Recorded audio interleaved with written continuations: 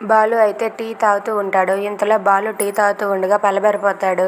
అబ్బా అంటూ తన తల మీద కొట్టుకుంటూ ఉంటాడు. అది చూసి మీనా అయితే మిమ్మల్ని ఎవరో తలుచుకుంటున్నట్టుగా ఉన్నారండి, అందుకే ఇలా పలబారారు అని చెప్పి అంటూ ఉంటుంది. అది విన్న బాలు అయితే నన్ను తలుచుకుంటే ఎవరు తలుచుకోవాలి, మా అమ్మ మా నాన్న వాళ్ళిద్దరే కదా అని చెప్పి అంటూ ఉంటాడు. ఇంతలో అక్కడికి సత్యం అలాగే బాలు వాళ్ళ చెల్లి వస్తారు.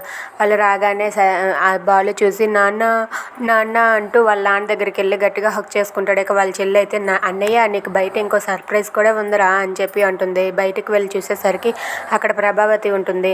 ఏంటి ప్రభావతి ఇక్కడికి వచ్చిందా అని చెప్పి చుట్టూరా తిరిగి చూస్తే ఒరే పనికి మాలిన వెధవా అని చెప్పి ప్రభావతి బాలుని తిడుతుంది. ఇంత అందంగా తిట్టావంటే నువ్వు మా అమ్మవేనులే అని చెప్పి బాలు అంటూ ఉంటాడు. ఇక ప్రభావతి ఇంట్లోనికి వచ్చి అత్తయ్య గారు ఎలా ఉన్నారు, బాగున్నారా అని చెప్పి అంటుంది.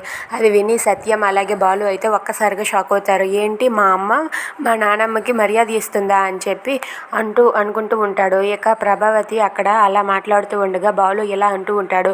అసలు మీరు ఇంతకీ ఎక్కడికి ఎందుకు వచ్చారో మాకు ఒక్కసారి వివరించి చెప్తారా మేడం అని చెప్పి అంటే, ఇది మా అత్తగారు ఇల్లు, మా అత్తగారు ఊరు.